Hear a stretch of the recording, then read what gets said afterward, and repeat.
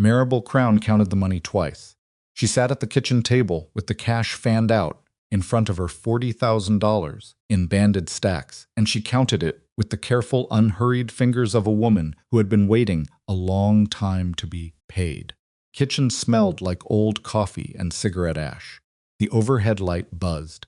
Outside, rain came down so hard it sounded like gravel against the windows. And somewhere upstairs, Laura Voss stood at the top of the staircase with a bag in her hand and no idea that the number on those stacks of money was the price her stepmother had decided her life was worth. Maribel looked up and saw her standing there. "Come down," she said. Not a request, Alara came down. She was 23 years old, 5'4", and she had the kind of face that people looked at too long, without knowing. Why not because she was beautiful in any practiced way, but because there was something in her eyes that didn't belong in that house. Something too steady, too watchful, like an animal that had learned to survive by studying the room before entering it. She reached the bottom step and stopped. There was a man standing near the front door. He wasn't looking at the money. He wasn't looking at Maribel. He was looking at Alara, and his expression was the most unsettling thing she had ever seen on a human face, because it contained absolutely nothing. No hunger, no cruelty, no impatience. He just looked at her the way a person looks at a door before deciding whether or not to open it. He wore a black suit, no tie. His dark hair was slightly damp at the temples from the rain outside. He was somewhere in his late 30s, broad through the shoulders, with a jaw that looked like it had been broken once and reset wrong. There was a scar that ran from his left ear to the corner of his mouth, thin, old, faded to white. His hands were still at his sides. Alara looked at the money on the table. Then she looked at her stepmother. Maribel didn't flinch. She had always been a woman who operated without shame. It was, Alara had come to understand, her single most useful skill. She smiled the way she always smiled when she had gotten exactly what she wanted, which was with her lips only, never her eyes. "This is Mr. Moretti," Maribel said. "You'll be going with him." The room went so quiet that Alara could hear the rain hammering the skylight 2 floors up. "I'm sorry," Alara said. The words came out very flat. "I'll be doing what?" "Your father's debt," Maribel said. She reached out and straightened one of the money stacks, aligning it with the others. "Full amount, 40,000. Mr. Moretti has agreed to absorb the balance in exchange for your—" She paused, searching for the word with the performance of someone who had rehearsed this. "Companionship." Alara stood very still. She had known Maribel for 11 years, since the year her father, Daniel Voss, had made the second worst mistake of his life and married a woman he met at a fundraiser gala after her mother died.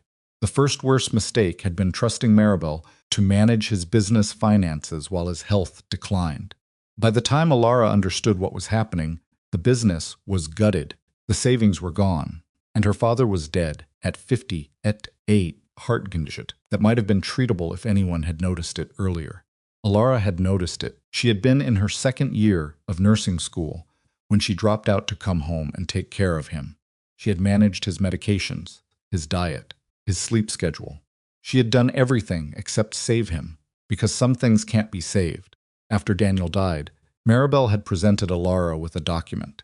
The document outlined a debt, $40,000, allegedly borrowed from various sources to cover household expenses, medical bills, and business shortfalls. Alara had read it 3 times and understood that maybe half of those numbers reflected reality. The other half were Maribel's invention.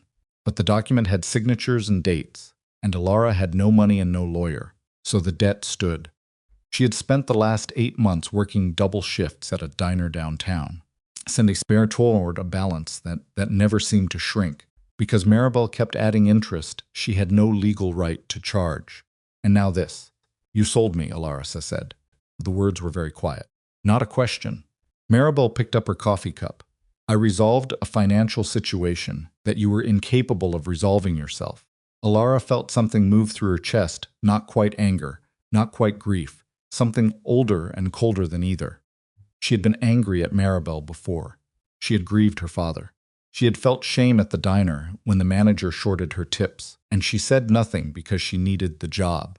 She had felt all of those things and she knew how to carry them. This was different. This was the specific feeling of being assigned a dollar value by the person who was supposed to have cared for her. She turned to look at the man called Moretti. He was still watching her with that same unreadable expression. He hadn't moved. He hadn't spoken since she came downstairs. There was something about his stillness that was more frightening than noise, would have been like weather, that hadn't decided yet what it was going to do. "What exactly do you expect from me?" Alara asked him directly. He looked at her for a moment. Then he said, "Get in the car." "That's not an answer." "No," he agreed. "It isn't." He said nothing else. He turned toward the door and opened it, and the rain came rushing in like a third presence in the room, cold and indifferent. Alara stood there for 3 full seconds, which was long enough to understand that there was no version of this night that ended with her still in this house. She could refuse. She could scream. She could throw the coffee cup at Maribel's head, which she had fantasized about more than once. None of those things would change the arithmetic of the situation. Maribel had the paperwork. The debt was real enough to use. And the man at the door, Moretti, whatever that name meant, wherever it came from, was not the kind of man who left without what he came for.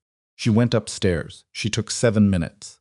She packed her father's old watch, a Seiko that had belonged to his own father, cheap and scratched and worth nothing except everything. She packed her nursing textbooks, the 3 she'd held on to through all of it, because she had told herself 100 times that she would go back and finish. She packed 3 changes of clothes, her phone charger, a photograph of her father from before he got sick, and the small notebook where she kept her budget, the running tally of money in and money out that she had been maintaining since she was 16, and first understood that someone needed to be paying attention. She came back downstairs with the bag over her shoulder. Maribel was still at the table. Alara stopped in front of her. She looked at the money. She looked at her stepmother's face, that careful, composed face that had never once, in 11 years, shown her anything genuine. "You know what the worst part is?" Alara said. Maribel raised an eyebrow. "You could have just asked me to leave," Alara said. "I would have gone. I didn't want to be here. I was only here because I thought I owed something." She paused. "You didn't have to sell me. You just couldn't stand the idea of not getting paid." Maribel set down her coffee cup. "Goodbye, Alara." Alara walked out into the rain. "Before we go any further, if this story already has your heart pounding, do us a favor and hit that like button right now. Subscribe to the channel so you don't miss a single chapter, and drop a comment below telling us what city or country you're watching from. We love knowing how far these stories travel. Now let's get back to Alara. Car was black, long and expensive, in the quiet way that things are expensive when the owner has no interest in impressing anyone. A man she didn't recognize held the rear door open without making eye contact. She got in. Moretti got in on the other side. The door closed. The driver pulled away from the curb without being told. Alara sat with her bag in her lap and watched her stepmother's house disappear in the rain-blurred rear window. She did not cry. She had promised herself that a long time ago, not as some act of defiance, but simply because crying had never once changed anything in her life, and she had learned to spend her energy on things that did. Car was warm. The leather seats were real. Soft instrumental music played at a volume low enough that she couldn't identify the song. Everything about the interior was controlled and precise, including the man sitting 2 feet away from her, who was looking out his own window as if she weren't there at all. "Moretti," she said. He turned his head. "Where are we going?" "My home," he said. "And what happens when we get there?" He considered the question without any visible discomfort. "You'll have a room. You'll have meals. You'll have access to the grounds, within reason. You won't be mistreated." "That's a low bar," she said. Something shifted at the corner of his mouth. Not quite a smile. More like the shadow of one. "Yes," he said, "it is." "Am I a prisoner?" "No, but I can't leave. Not immediately." "Then, what's the word for that, if it isn't prisoner?" He turned back to the window. "Guest," he said, and the flatness of it made clear that he wasn't trying to insult her intelligence, just that he had no better word and wasn't going to pretend he did. Alara looked at her hands. The watch on her wrist, her father's watch, ticked in the quiet of the car. She had worn it every day since he died. The band was too big for her wrist, and she'd punched an extra hole in it with a kitchen knife. The crystal was cracked across one corner from when she dropped it during those first terrible weeks of grief. She'd never gotten it fixed. She liked the crack. It reminded her that even broken things kept working. She spent the rest of the drive memorizing the route, not because she had a plan. She had no plan. She had a bag with a few clothes and some textbooks and a dead man's watch. But she was the kind of person who tracked routes the way other people tracked exits from buildings, not out of paranoia, just out of the deep-rooted understanding that information was the only currency that couldn't be taken from her. They drove for 40 minutes. The rain eased up as they moved north along the coast. The road climbed. The neighborhoods changed first from residential to commercial, then from commercial to the wide, dark spaces of private estates set back from the road behind gates and trees. The gate that eventually opened for them was black iron, 12 feet tall, mounted in a stone wall that she couldn't see the end of in either direction. The estate behind it was large, without being ostentatious. The main house was 3 stories, built in pale stone, with broad windows and a front entrance lit by lights, mounted at ground level rather than above, which gave everything a strange amber quality, like light from a fire. There were other buildings, a guest house to the east, what looked like a service structure beyond it, and a long, low building on the far side of the grounds that had no obvious windows. There were men stationed near the entrance. They didn't move as the car pulled through. They watched. Alara counted 4 of them before the car stopped. A woman came out of the house to meet them. She was perhaps 60, with silver hair pulled back tightly and the walk of someone who had been managing large households for decades. She held an umbrella over herself without looking at the rain, which suggested she was a person who had long since stopped being surprised by weather. "This is Rosa," Moretti said. "She runs the house." Rosa looked at Alara the way you look at a new piece of furniture, assessing fit and condition, making no particular judgment. "Your room is ready," she said. "I'll show you." Alara followed her inside. The entry hall was wide, stone floor, high ceiling, one long painting on the left wall that she didn't look at long enough to identify. Rosa walked quickly, and Alara matched her pace. They went up a staircase to the 2nd floor, down a hallway that turned twice, and stopped at a door near the end. The room inside was more than she expected and less than she feared. A bed with good linens, a desk, a window that overlooked the grounds and the black Pacific beyond, a bathroom through a door on the right. On the desk, someone had placed a small stack of folded towels and a glass of water. "Breakfast is at 7, Rosa said. "Dinner at 6:30. If you need anything between, the kitchen is through the east corridor on the ground floor." She paused in the doorway. "Mr. Moretti's instructions are that you're not to be disturbed tonight. What are his instructions for tomorrow?" Rosa looked at her steadily. "That you eat breakfast," she left. Alara set her bag on the desk chair. She sat on the edge of the bed and looked at the ceiling. She was in a Mafia boss's house. She had been purchased from her stepmother like a piece of furniture. She had nowhere to go, and no money, and no plan. And the only person in this building she'd spoken to for more than 30 seconds was a man who communicated entirely in sentences, so short they barely counted as conversation. She opened her nursing textbook to the page she'd last dog-eared midway through a chapter on triage protocols, and began to read. It was the only thing she could think to do that might be useful later. Morning came gray and cold. She woke before the alarm she'd set on her phone and lay still for a moment, cataloging the sounds of the house. Distant footsteps on the floor above, the low murmur of voices somewhere outside, a door closing with the careful quiet of someone trying not to disturb the building. She showered, dressed, went downstairs. Kitchen was at the back of the house, a large room with stone counters and a professional range and a long wooden table that could seat 12. But currently held only 4 people, 2 men she didn't recognize who were eating in silence, a younger woman who looked like household staff, and a man with a shaved head and a scar along his jaw who looked up when Alara entered and looked back down without changing expression. She got coffee from the carafe on the counter. She sat at the far end of the table. Nobody spoke to her. She was fine with that. She ate what Rosa had left warming, on the stove eggs, toast, something she thought might be grilled tomato, and she watched the room with the same quiet attention she'd brought to every new environment she'd ever entered. 2 silent men finished eating and left. The woman cleared their plates without being asked. The scarred man poured himself a second coffee and opened something on his phone.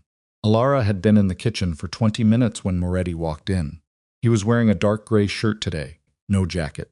He looked like someone who had already been awake for He went to the coffee and poured a cup without greeting anyone, which seemed to be simply the way things were done here.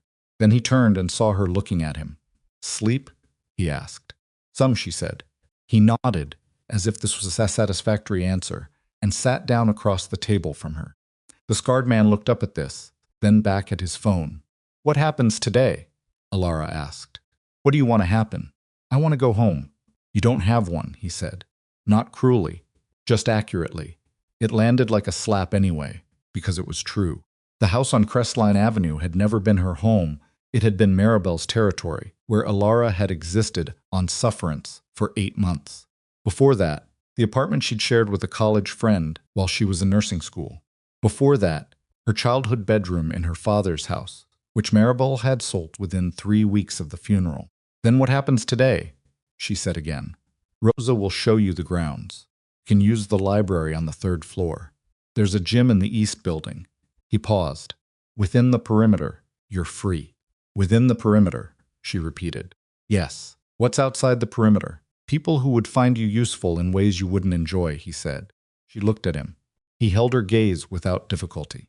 There was no threat in it. That was what made it strange. He wasn't warning her.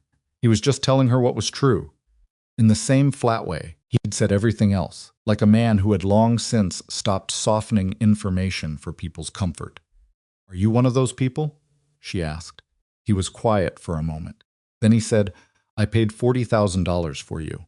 "That's not an answer." "I know," he said, and stood up, and took his coffee with him when he left. The man with the scar was named Marco Bellini.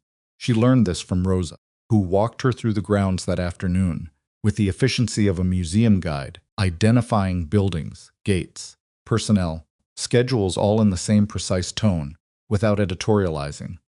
Rosa was the kind of woman who provided information and withheld opinion, which Alara respected. "Who is he?" Alara asked, when they passed Bellini crossing the courtyard. "Mr. Moretti's lieutenant," Rosa said. "He manages the day-to-day operations." "What operations?" Rosa looked at her. "The kind that aren't discussed in the courtyard." Bellini, for his part, looked at Alara, the way you look at something that has appeared in your house, that you don't entirely understand and aren't sure you want. Not hostile, not friendly, assessing. Alara looked back at him with the same neutrality. She spent the rest of the afternoon in the library.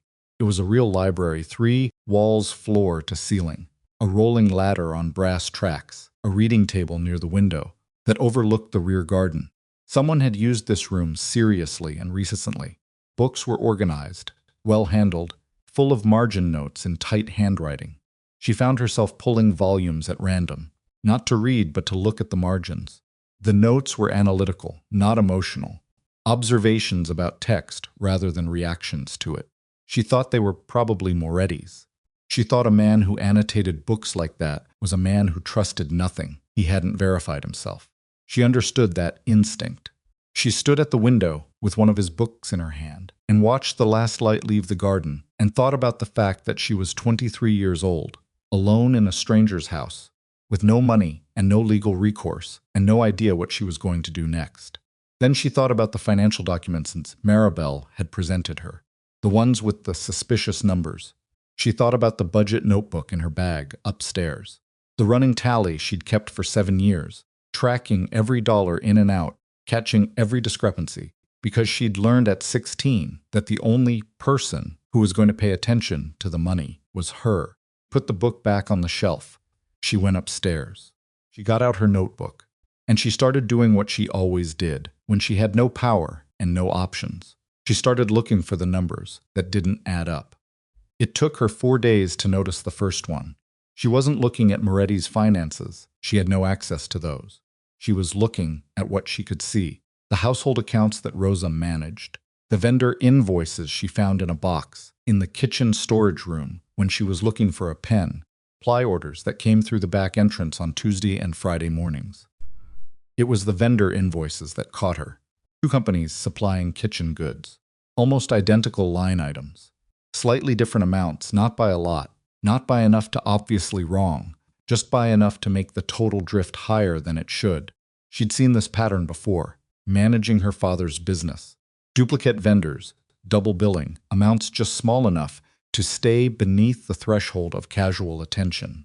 She laid the invoices out on the desk in her room and stared at them for a long time. Then she made a list of questions in her notebook. She was not naive enough to think this was nothing. She was not naive enough to think it was a coincidence. Somebody in this household was skimming. Somebody who understood the accounts well enough to stay invisible, but not well enough to understand that there are always people who look at numbers, the way Alara looked at numbers not as administration, but as story. Every set of numbers told a story. The question was who was writing this one, and what they were covering up. Closed the notebook. She sat in the dark for a while, listening to the Pacific outside the window. Then she opened it again and wrote one more line at the bottom of the page. This isn't just skimming. There are 6 diversion channels. I've found 2. She counted the days she'd been here. 4. She had time. She kept going. She found the 3rd channel on a Wednesday. It was buried in a fuel invoice for the vehicle fleet, a line item for a maintenance contractor that didn't match any company name in the household vendor list. Rosa had let her photograph under the pretense of helping organize the kitchen storage. The amount was small, $412, but it had appeared on 3 consecutive monthly statements, always on the same date, always from the same contractor code, and when she cross-referenced the vehicle logs, she'd found filed loosely in the service building's unlocked office. She'd wandered in during her afternoon walk, and nobody had told her not to the maintenance described in the invoice had never actually been performed. She sat with that for a long time. $412, 3 times, was $1,236. Small. Invisible. The kind of number a busy operation let slide, because chasing it cost more in attention than the amount itself was worth. But it wasn't about the amount. It was about the method. Whoever was doing this had patience.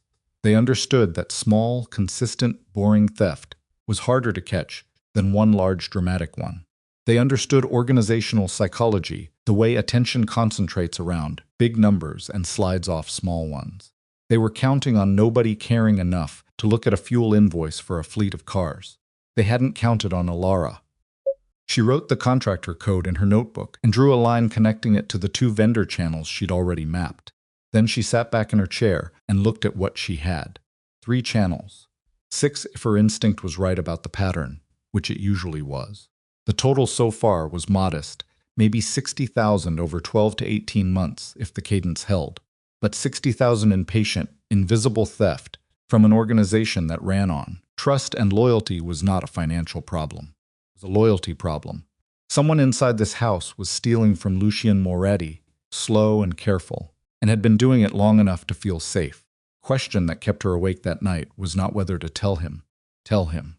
Not out of loyalty, she didn't owe him that, but because she was living in his house, eating his food, and the only leverage she had in this situation was the thing inside her head that nobody else had thought to use. Information was currency, and right now it was the only kind she had access to. The question was how. She saw Moretti at dinner the following evening. The dining room seated 12. Usually there were 6 or 8 people at the table men. She was slowly assigning names and functions, 2 from observation, Rosa at the far end managing the service, occasionally Bellini. Moretti sat at the head. He ate without ceremony and spoke when he had something to say, which was less often than anyone else at the table. Alara had been eating in the kitchen. Rosa had never suggested she join the main table, and she had never asked. That evening, she carried her plate through the east corridor and stood in the dining room doorway until Moretti looked up. He didn't say anything. She sat down at the first open chair, which happened to be 3 seats to his left, between a quiet, heavy-set man named Dario and an empty setting. Nobody reacted. Bellini, across the table and 2 seats down, looked at her for a moment too long and then looked away. She ate her dinner. After the plates were cleared and the other men had begun drifting out, she stayed. Moretz was finishing his coffee, reading something on his phone, with the focused disengagement of a man handling a message he didn't want to handle. He was aware she was still there. She could tell by the slight adjustment, In his posture, nothing obvious, just the way a person's body acknowledges another presence, even when they're pretending not to. "I need to show you something," she said. He finished whatever he was reading. He set the phone face down on the table. He looked at her. "Show me," he said. She put her notebook on the table and opened it to the pages she'd been building for 6 days. Columns of numbers, the contractor codes, the vendor cross-references, the timeline she'd mapped along the bottom of one page, showing when each diversion began and how the amounts had evolved. She walked him through it without editorializing, just the numbers, the discrepancies, the pattern. She kept her voice even. She talked about it the way she talked about triage protocols or medication schedules. "This is what the evidence shows. This is what it means. This is what it doesn't tell us yet." Moretti listened without interrupting. When she finished, he was quiet for a long moment. He looked at the pages without touching them, as if he wanted to make sure he was seeing what he was seeing before he reacted to it. 6 channels, he said. "I've confirmed 3. The other 3 are strong inferences based on the pattern. The method is consistent enough that I'd bet on them holding." "How long have you been working on this?" 6 days. Another silence. He picked up his coffee and found it had gone cold and set it back down. "Who else has seen this?" "Nobody." "You didn't speak to Rosa? Or anyone in the kitchen?" "No." He looked at her then, really looked at her, not the notebook, not the numbers. It was the first time since the car ride that she'd felt the full weight of his attention on her face. And it was uncomfortable in a way she didn't entirely understand, not threatening. Just like standing in direct sunlight after a week of overcast. "Why are you showing me this?" he asked. "Because someone in your organization is stealing from you," she said. "And you should know. Why does it matter to you?" She held his gaze. "It doesn't," she said honestly. "But I'm living here, and I've been paying attention to the wrong things for too long to stop now." He looked at her for another moment. Then he closed the notebook and slid it back across the table to her. "Keep going," he said. "Don't talk to anyone else. Come to me when you have the other 3. He stood up. He was almost at the door when she said, "Moretti," stopped. "You should know that whoever is doing this has been at it for at least a year," she said. "Probably longer. That's not a new employee testing boundaries. That's someone who's been here long enough to know exactly where to hide." He didn't turn around. "I know," he said, and left. Bellini found her in the library the next morning. She heard him come in the slight catch of the door, the specific weight of footsteps that were heavier than Rose's and more deliberate than the household's staff. She kept her eyes on the page she was reading, which was a chapter on sepsis recognition that she'd read 4 times already. She was not actually reading it. She was listening. He stopped a few feet away and waited until she looked up. Bellini in daylight was a different thing than Bellini across a dinner table. Up close, the scar along his jaw was more pronounced, a rough, raised line that suggested the wound had closed badly, either through speed or indifference. He was 40, maybe 45, with the build of someone who had done physical work for decades and the eyes of someone who had learned to watch rooms the way Alara had learned to watch numbers. He was good at that. She gave him credit. "You're the one he bought," Bellini said. "I'm the one who was sold," she said. "There's a difference." He considered that. "What do you want here?" "I don't want anything. I'm here because I had no choice. Everyone has a choice." "Then I made the one that kept me alive," she said. "Is there something you need?" He looked around the library, the way a man looks at a room when he's actually looking at the person in it. "He doesn't usually bring people here," Bellini said. "Not like this," not he paused. "Guests. Then this is a new situation for both of us. It makes people nervous," he said. "An unknown quantity in the house." "Are you nervous?" He looked back at her. Something shifted behind his eyes, a small recalibration, like a man adjusting his estimate of a distance. "I'm careful," he said. "So am I," she said. He left without saying anything else. She waited until she heard his footsteps reach the end of the corridor. Then she opened her notebook and wrote his name at the top of a fresh page. She drew a line. She had nothing to connect it to yet, but she'd learned a long time ago that the people who came to find out what you knew were usually the people who had the most reason to worry about it. She found the 4th channel 2 days later. This one was cleaner than the others, hidden inside a payroll, run for contract security personnel. a rotating pool of workers whose hours fluctuated enough that a 15% inflation on a subset of timesheets was nearly invisible against the natural variance. Nearly. She'd been a nursing student. She'd tracked medication dosages to the decimal. 15% was a thunderclap. She found the fifth channel the same afternoon, cross-referencing supply orders for the two properties Moretti maintained outside the estate, a landscaping company that billed for services at a property that had been closed for renovation since January. 9 months of landscaping invoices for a building with no grounds access. She sat on the floor of the library with paper spread around her and felt the specific, cold satisfaction of a pattern completing itself. 5 channels confirmed. The 6th was going to be the one that told her who, because methods were patterns, and patterns were personal, and whoever had designed this system had made choices about where to hide, about how much to take, about which accounts to use that reflected how they saw the organization, what they knew, what they had access to.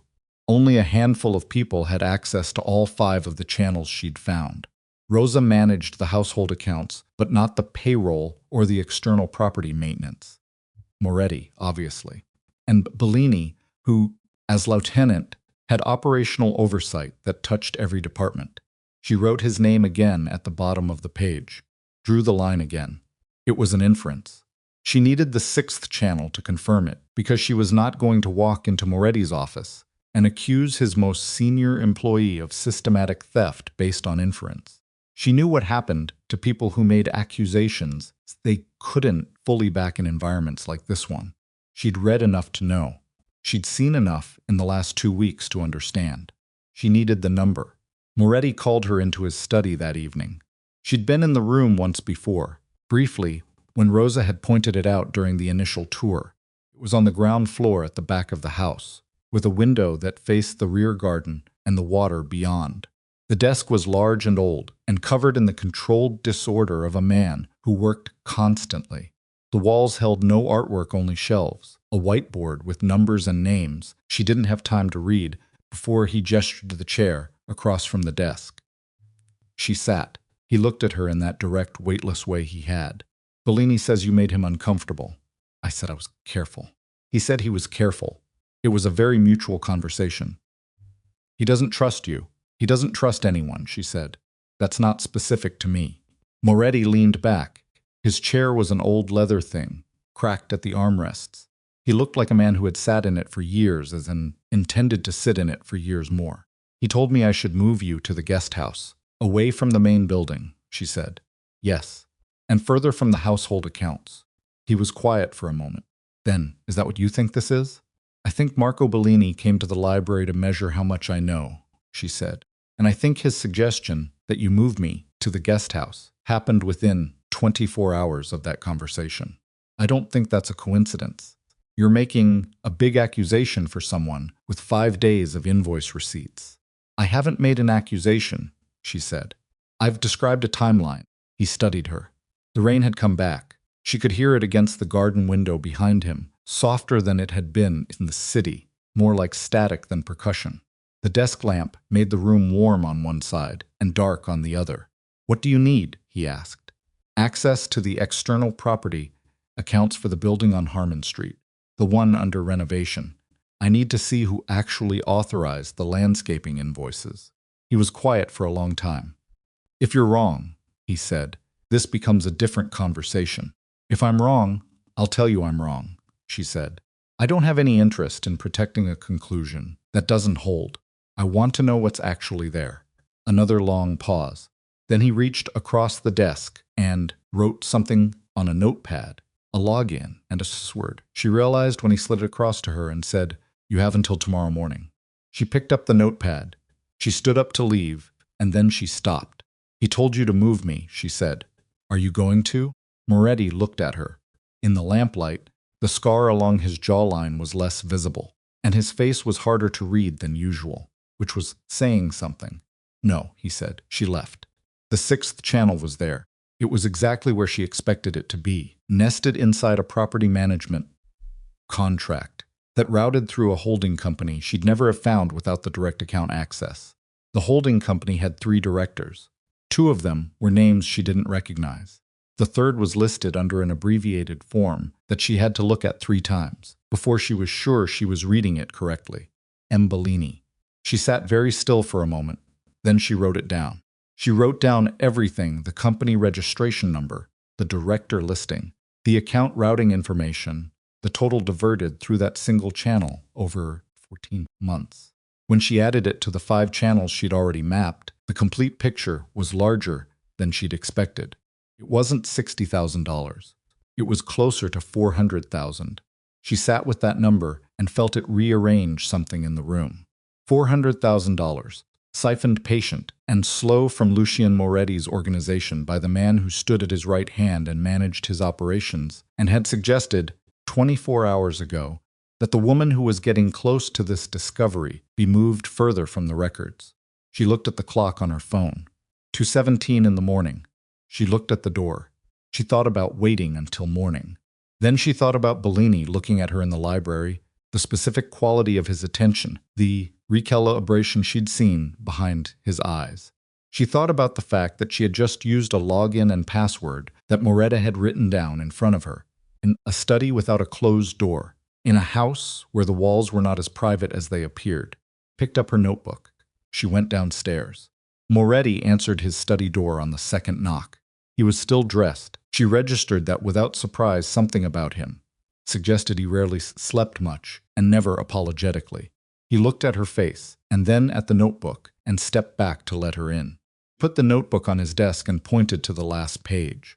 She watched him read it. His expression didn't change. That was the thing about him she had come to understand in over 2 weeks in his house. The absence of visible reaction was not the same as the absence of reaction. He was processing. She could see it in the stillness of his hands, the slight tension along his jaw, the way his eyes moved down the page and then went back to the top and moved down again. He looked at the holding company name. He looked at Bellini's name under the director's listing. He set the notebook down. "How certain are you?" he asked. "Completely," she said. "The registration documents are public record. The account routing is in your own property management files. I didn't interpret anything. I just connected what was already there." He turned toward the window. His back was to her, and she could see the set of shoulders, not rigid, something more controlled than either. A man absorbing something that had fundamentally changed the shape of his situation, and making himself very still while he did it. "How long?" he said. 14 months on the 6th channel alone. The earliest channel I found started 22 months ago. Nearly 2 years. She let that land without adding anything to it. Turned back. "You should go to your room," he said. His voice was quiet, quieter than she'd heard it. "Lock the door." She looked at him. "Is that necessary?" He held her gaze.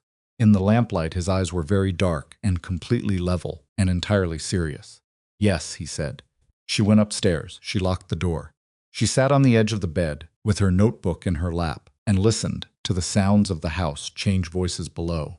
Footsteps moving faster than usual, a door opening and closing on the east wing.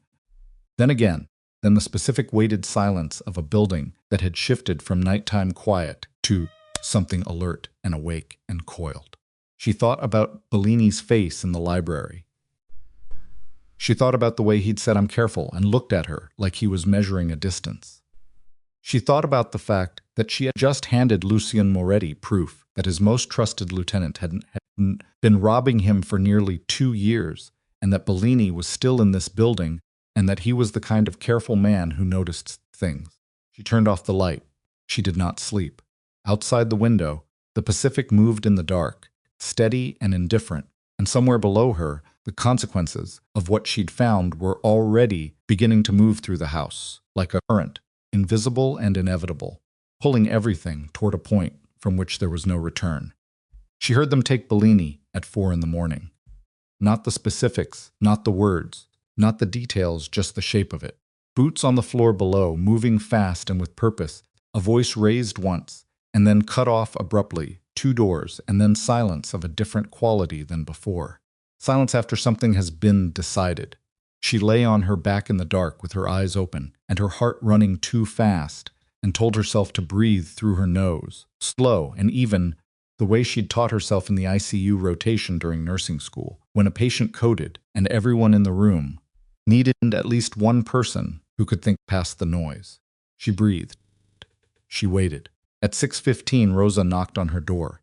The knock was the same as always 3 times, measured, impersonal, but when Alara opened the door, Rosa's face was doing something it hadn't done in 2 weeks.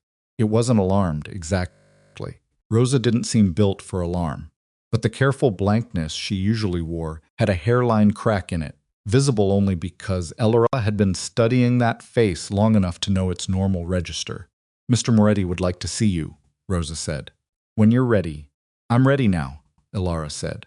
Rosa nodded and left without another word.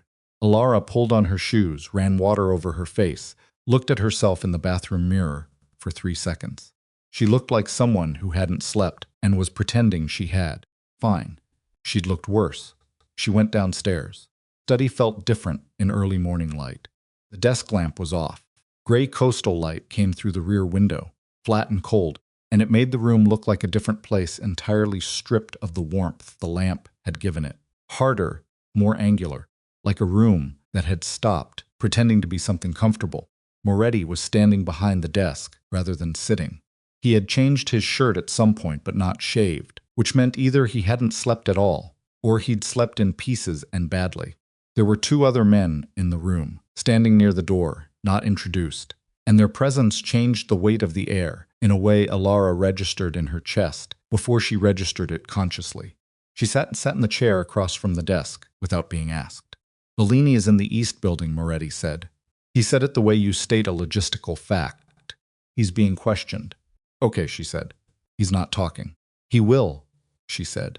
"People who build something that patient and careful always want credit for it eventually. He'll talk because not talking means nobody knows how clever he was." Moretti looked at her. Something moved in his expression, not quite surprise, more like the look of a man recalibrating an estimate he'd already revised upward twice. He pulled back the desk chair and sat down. "He said something," Moretti told her, "before he stopped cooperating." She waited. "He said you'd been in the service building, in the operations office, that you'd accessed the vehicle logs without authorization."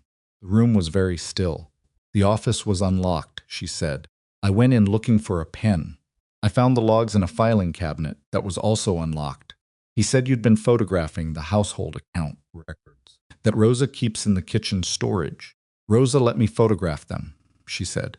"I told her I was helping organize the kitchen inventory. She had no reason to question it, because I hadn't given her any reason to question anything." "You told her that to get access to the records?" "Yes." A pause. "That was deliberate." "Everything I've done here has been deliberate," she said. "You brought me into a house and told me I couldn't leave. I started paying attention. That's what I do." He leaned back. His hands were flat on the desk. She noticed that. The deliberate stillness of them. "Bellini is saying you engineered this, that you planted the connections between the channels to make him look like the source."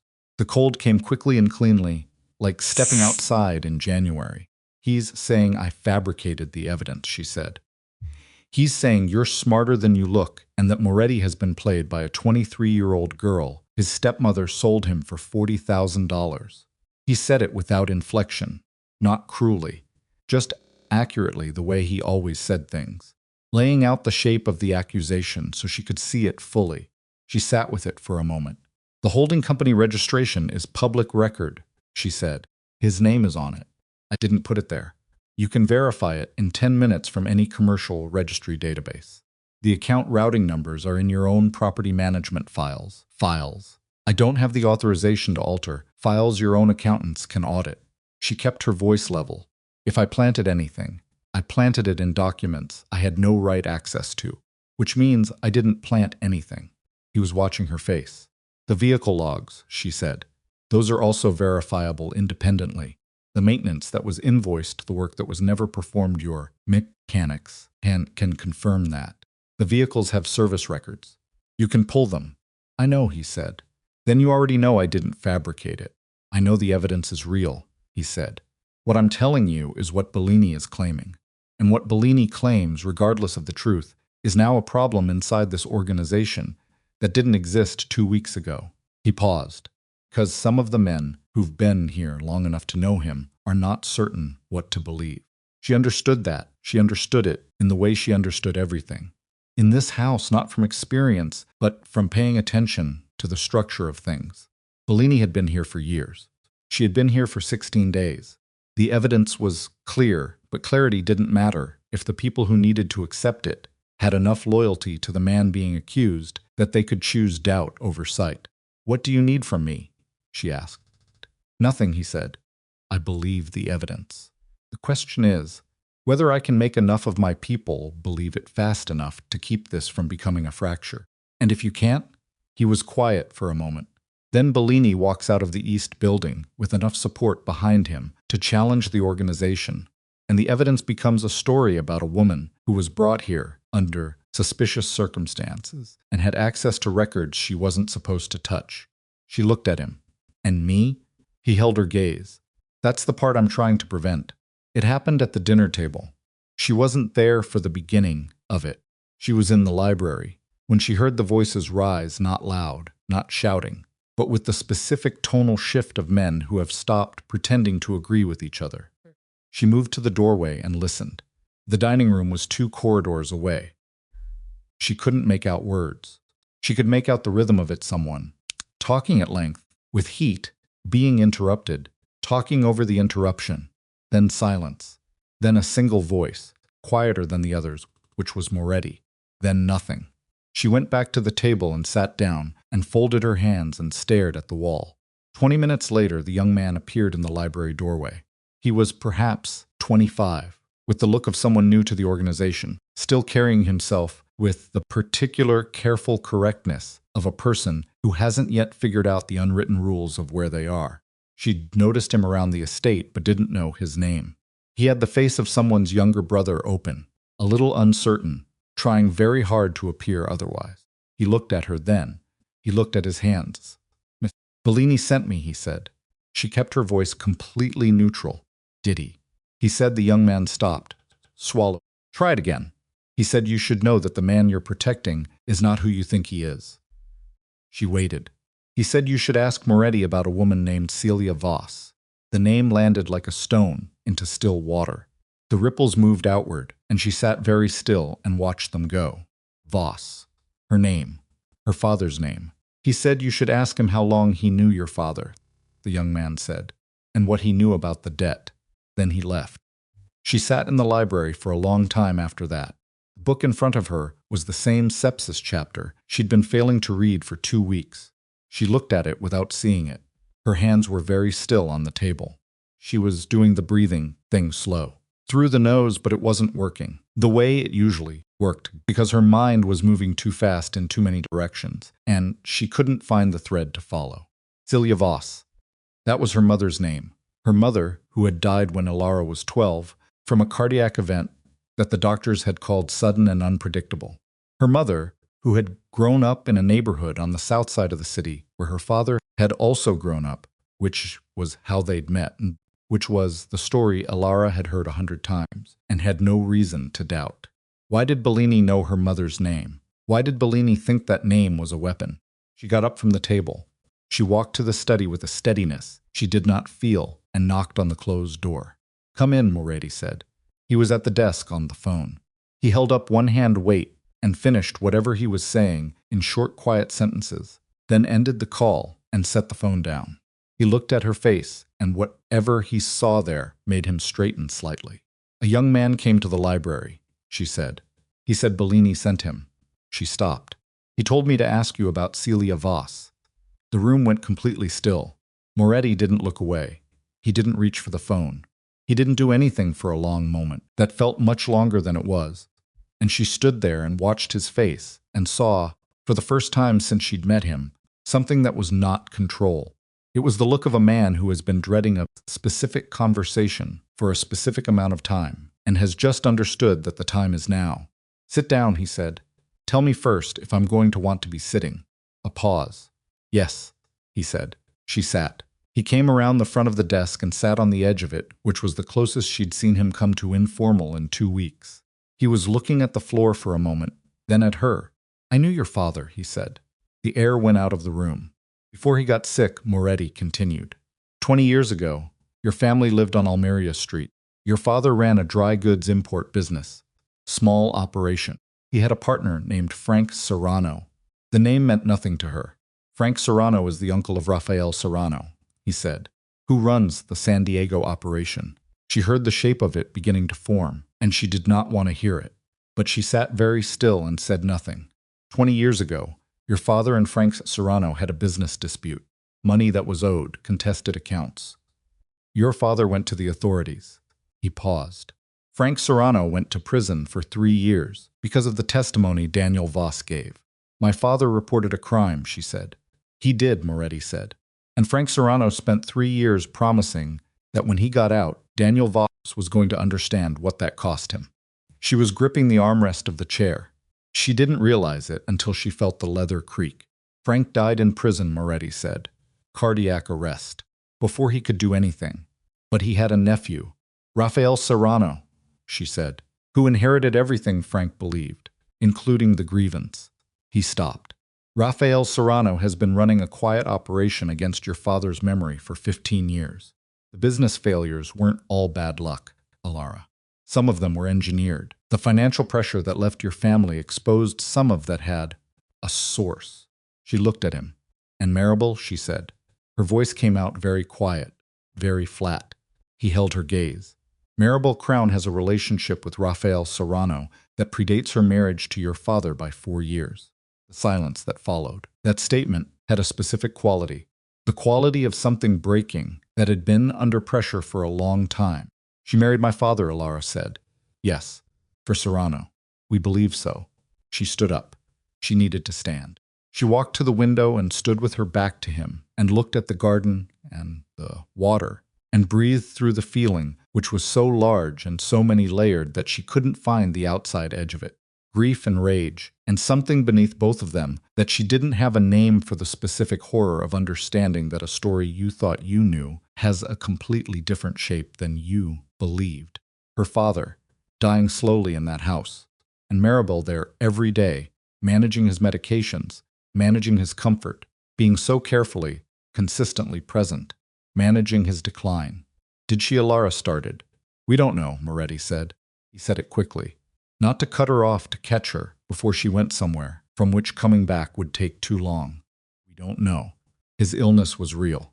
The cardiac condition was documented years before Maribel. What she did was not treat it.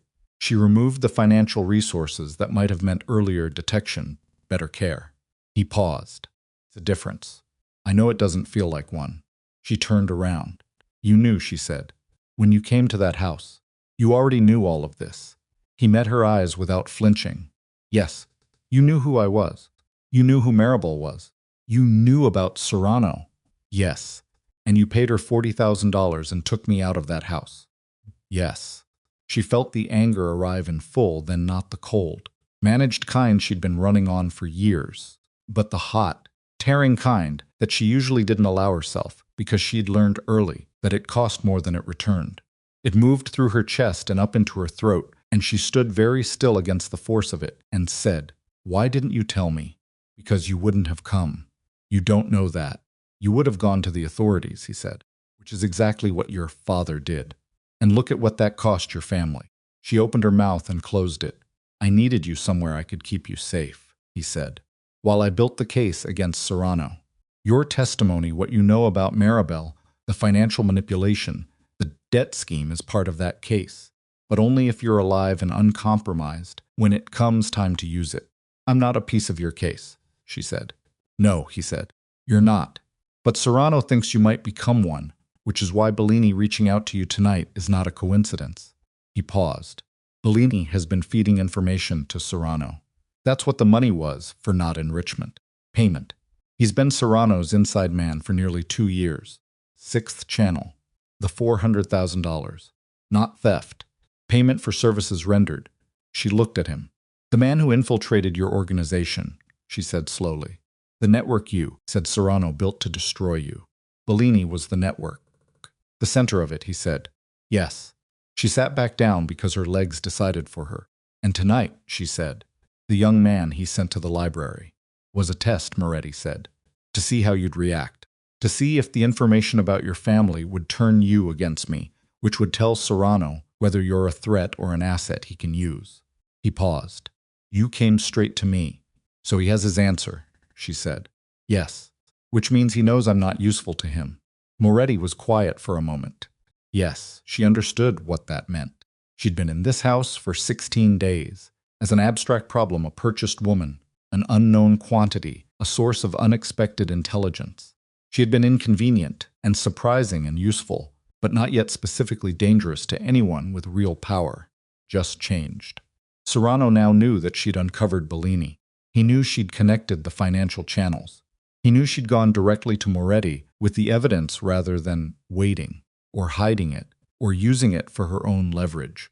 He knew she was not someone who could be flipped with a family secret, which meant she was not someone he could control, which meant she was a liability. In environments like this one, liabilities had a very short list of outcomes. She looked at Moretti. The $40,000, she said. Her voice was steady now. It was still there. It was going to be there for a long time, probably forever, but she'd moved it to one side because she needed to think, and thinking required room. Maribel inflated the debt. Significantly, he said. How much was it actually? He held her gaze. There was no debt, he said. Your father owed nothing. The money Maribel claimed he borrowed was taken from the business account she controlled. The debt was her own, restructured, and attributed to him after his death. She sat with that for a long time, no debt. She'd spent 8 months working double shifts at a diner to pay down a number that had never been real. She'd endured Maribel's kitchen and Maribel's house and Maribel's careful, weaponized kindness for 8 months because she believed she owed something. She had owed nothing. She had been manufactured into a debtor so that she could be sold. I need you to understand something, Moretti said. He was watching her with that steady, unreadable attention. I am going to handle Serrano. I have been building toward that for 2 years. What you found in those accounts, Bellini, the channels, the payment structure, that is the last piece I needed to understand the full architecture of his operation inside my organization. He paused.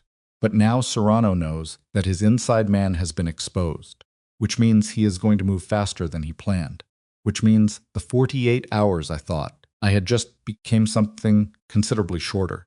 She looked at him. She thought about her father, who had trusted the system and paid for it with everything. She thought about Maribel counting the money at the kitchen table with her lips-only smile. She thought about 16 days in this house, reading textbooks and vendor invoices and the margins of a man's books, slowly mapping a conspiracy that had been running since before she could legally vote. She thought about what it meant to be 23 years old, with no home and no money and no legal standing, and the specific target of a man who had spent 15 years destroying her family because her father had once done the right thing. And she thought about the notebook in her room. 5 channels mapped, 1 confirmed. A complete financial architecture of Bellini's payment network, documented in her own hand, with enough detail and source citation that any competent forensic accountant could reconstruct every transaction. She had something. Not a plan. Not yet. But the materials from which a plan could be built, if she was willing to stop waiting for someone else to tell her where to stand and start deciding for herself what she was going to do. She looked at Moretti. Tell me everything you know about Rafael Serrano's financial structure, she said. He looked at her for a long moment. Why? He asked. Because you handle organizations with force, she said, and I handle them with numbers. And right now, the only clock that matters is the one Serrano just started, which means we don't have time for you to do this your way, and then my way. She held his gaze. Tell me what you know, and I'll tell you what I can do with it. The room was very quiet. Outside, the Pacific moved in the dark. Moretti reached across the desk and opened the bottom drawer and pulled out a folder thick enough that it landed on the desk with a sound like a closed door, and she understood, looking at it, that he had been waiting for this conversation too, just not from her, and not tonight, and not under these particular and terrible circumstances. He opened the folder, and everything changed. The folder was 2 inches thick. She pulled it toward her and opened it, and for the next 3 hours she didn't look up. Moretti sat across the desk and answered her questions when she had them, which was often, and didn't talk when she didn't need him to, which she respected. He was a man who understood the difference between presence and interference. He brought coffee at some point, set it at the edge of the desk without comment, and she drank it without tasting it, because she was running on the specific fuel of a mind that has found the problem it was built for. Serrano's financial structure was elegant in the way that genuinely dangerous things sometimes were. It didn't look like a criminal network. It looked like a diversified investment portfolio held across 7 shell companies registered in 4 jurisdictions, with a legitimate import business at the center that generated enough real revenue to give the whole structure plausible cover. The import business was mid-sized, unremarkable, the kind of operation that processed enough volume to justify large regular wire transfers without attracting automated scrutiny. The money that moved through it wasn't dirty on the surface. That was the point. She mapped it on the back pages of her notebook, the flow diagram, the company relationships, the jurisdictional routing. She identified 3 pressure points where the structure was load-bearing. Remove any one of them, and the whole architecture became visible, auditable, prosecutable. Remove all 3 simultaneously, and Serrano didn't just lose the network. He lost the liquidity that funded every operational move he was planning to make in the next 72 hours. She sat back and looked at what she'd drawn. The transfer, she said. Moretti looked up from the call log he'd been reviewing. There's a large transfer scheduled, she said. In the folder, the wire documentation from the Seattle Intercept. 48 hours, you said. That's not a coincidence. That's the funding mechanism for whatever he's planning to do now that Bellini is burned. She tapped the diagram. This amount, if this clears, he has the operational capital to move. If it doesn't clear, he has nothing liquid, Moretti said. He was leaning forward now, looking at her diagram. Everything else is tied up in the holding structures, which means the window isn't 48 hours, she said. The window is whenever that transfer processes. When is it scheduled? He reached for the folder and pulled a page from near the back. His jaw tightened. 31 hours. She looked at the clock on the wall. 3:47 in the morning. Then we have less than a day and a half to intercept it, she said. Or redirect it. Or she stopped. Thought. Who knows the routing? Bellini coordinated the original setup, Moretti said. Through an intermediary I haven't been able to fully identify. Victor Hale, she said. He went still. She pointed to a name in the folder, a signature, on one of the wire authorization documents. Small, almost casual, the kind of signature a man uses when he doesn't think anyone is looking at it very hard. He's in here 3 times across 4 years. Different documents, different stated roles, but the signature matches. He's not an employee of any of the shell companies, which means he's a contractor, a facilitator. She looked up. Who is he to you? An ally, Moretti said carefully. Historically. Can you reach him? Yes. Does he know what's in this folder? Some of it. She looked at him steadily. All of it, I think, she said. He authorized the routing setup. He knows the transfer schedule because he's the one who set it.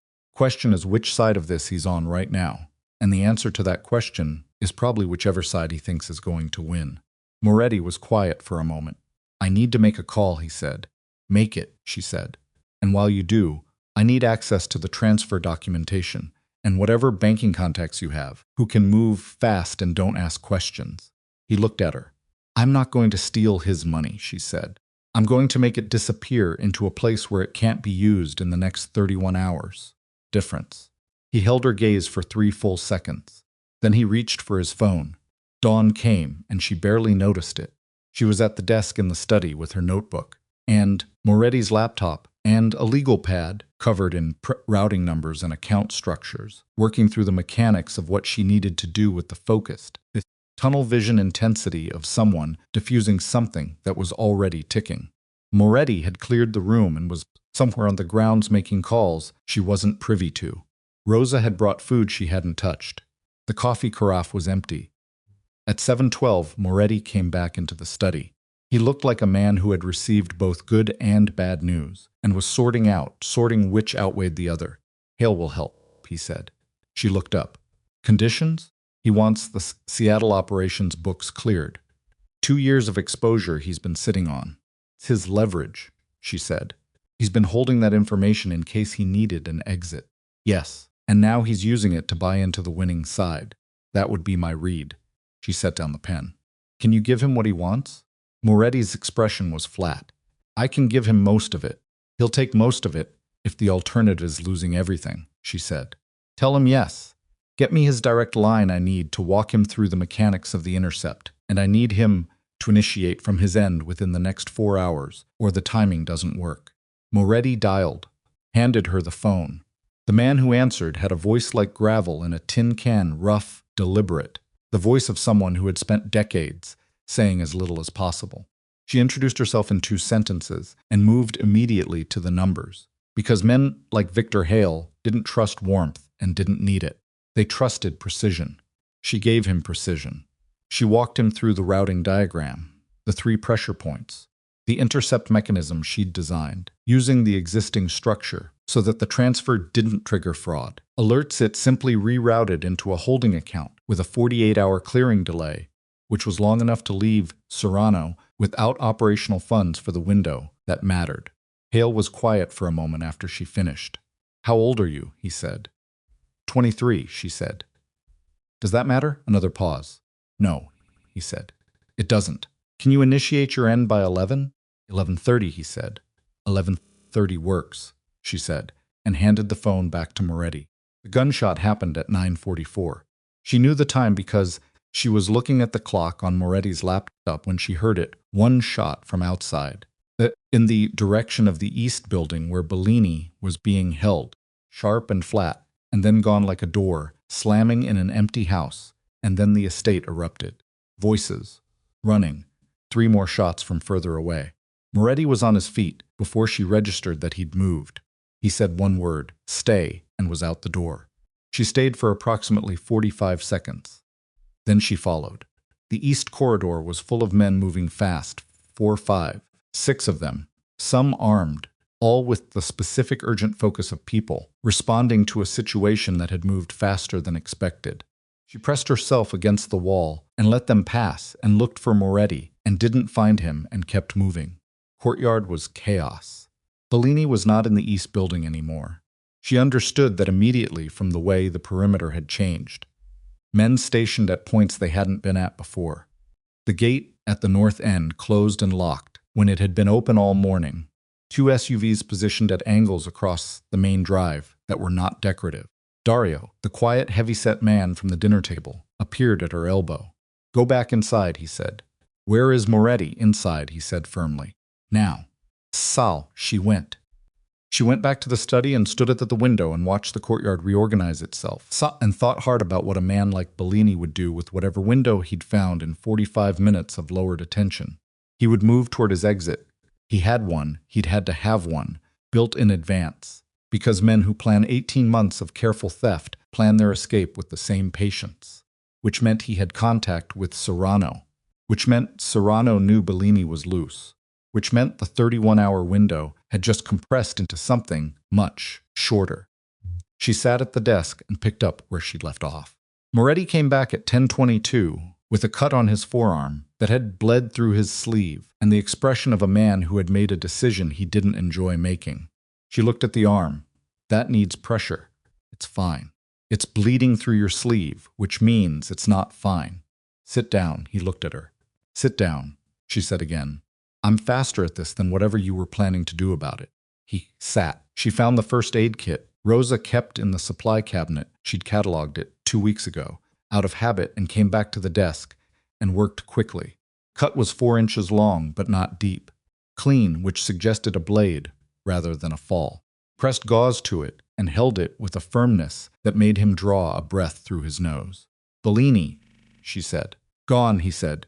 He had a contact in the vehicle bay, one of the newer men. The young one who came to the library. He looked at her. Yes. He wasn't sent by Bellini to test me, she said. He was sent to buy time. A distraction. Give me the family information. See how I reacted. Create a reason for Moretti to spend 20 minutes in a difficult conversation while Bellini's contact arranged the exit. He was very still under her hands. I walked into it, he said. We both did, she said. It doesn't matter now. What matters is the transfer. She secured the bandage with tape and stepped back. Hale initiates at 11:30. If Bellini reaches Serrano before that. He already has, Moretti said. That's what the shots were. One of my men on the perimeter used his phone. There was a response. She looked at him. How long until Serrano can reroute the transfer to a different account? If Bellini gives him the routing information, how long? 2 hours, maybe less. She looked at the clock. 10:26. Hale wasn't initiating until 11:30. If Serrano rerouted before then, the intercept failed.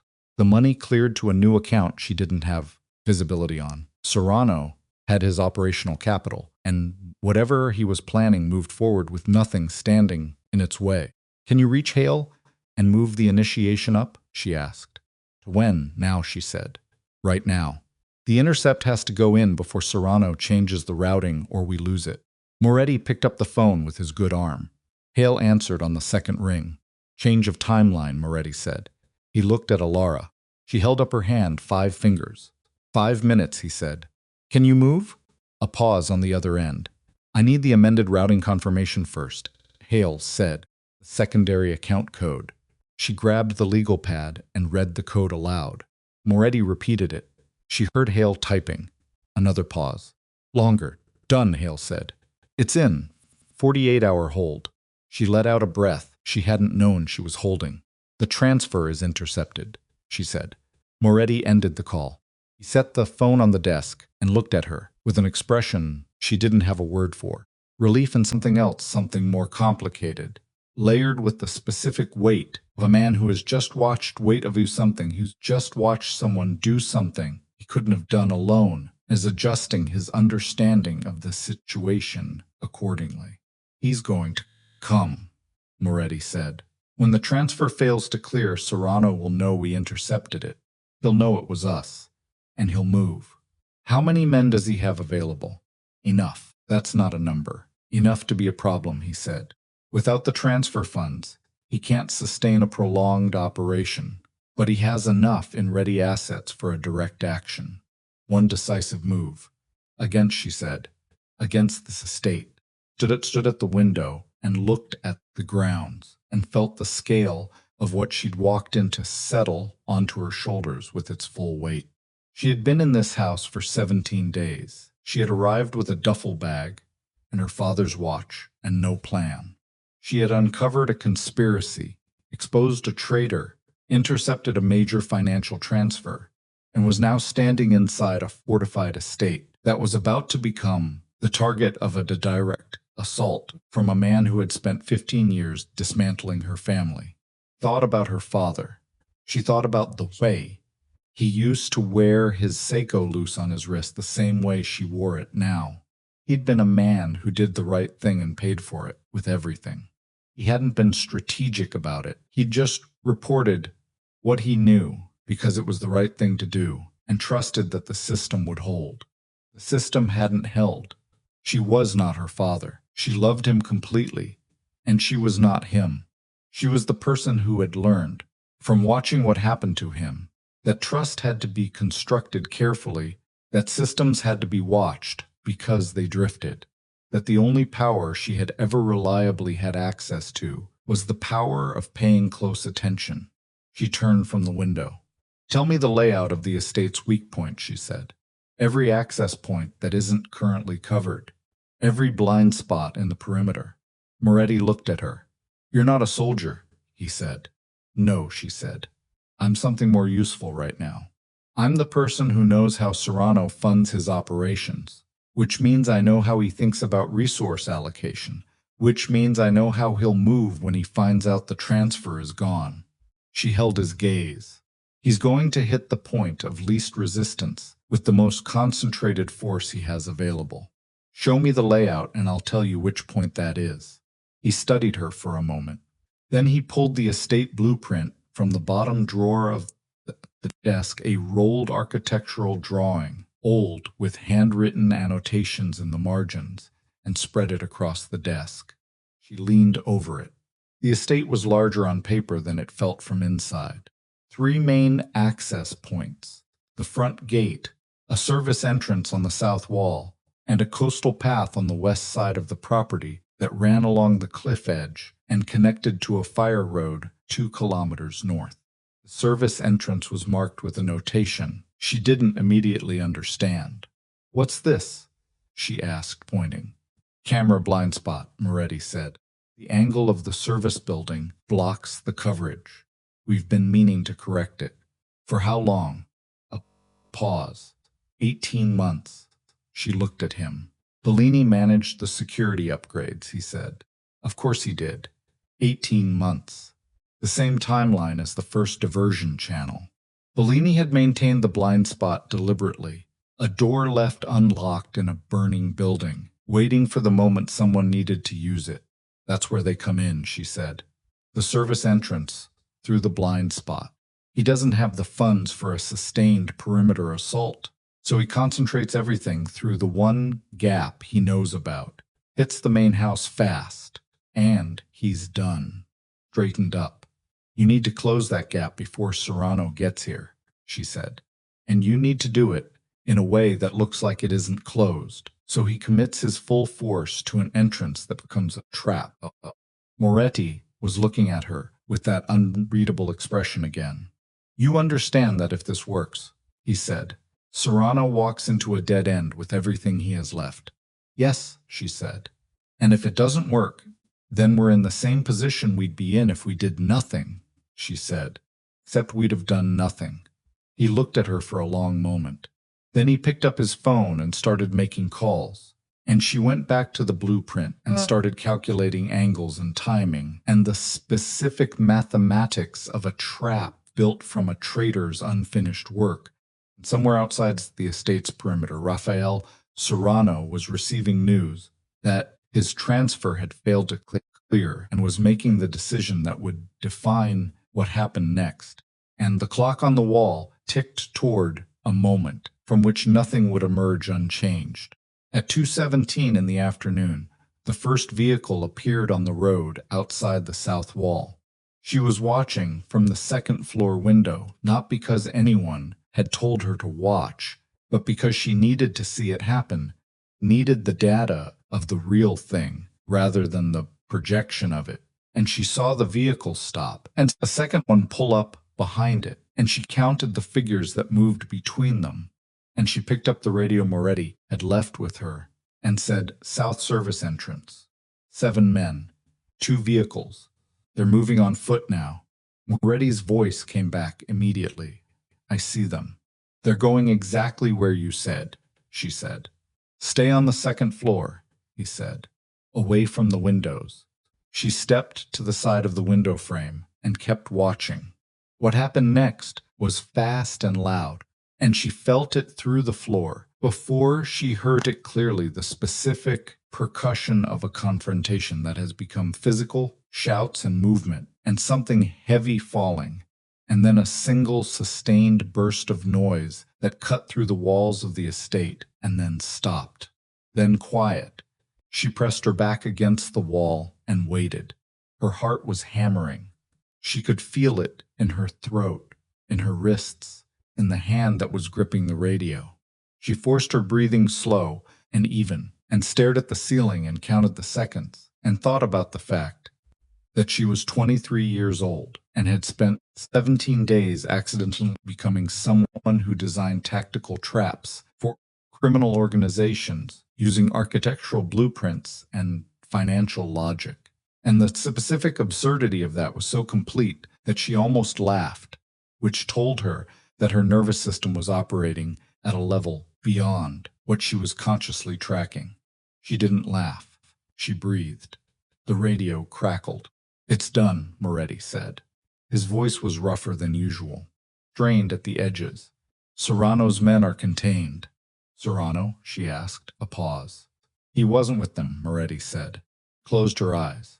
He sent his men in first, she said. Test the response. Yes. Which means he knows the entrance was defended. He knows we were waiting. Yes. Where is he? Another pause. Longer. She could hear movement in the background. Voices. The estate reorganizing itself around a new development. We don't know, Moretti said.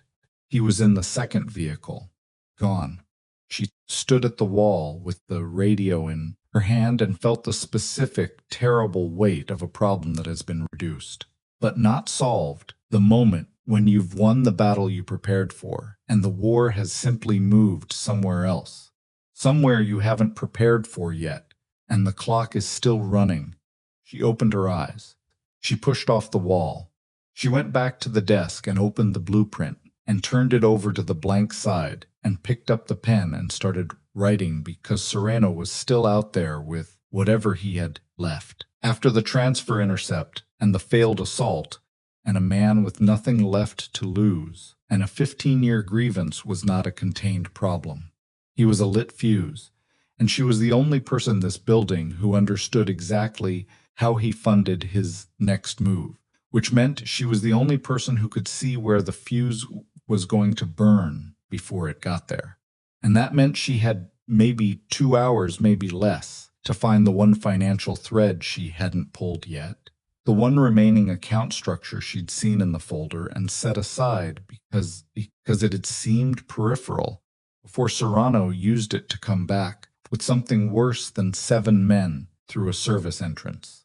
She found the thread at 348. It was a personal account, not a shell company held under a name she almost missed because it was buried in a footnote on a wire authorization from 3 years ago. The name was C. Voss. She stopped breathing. She read it again.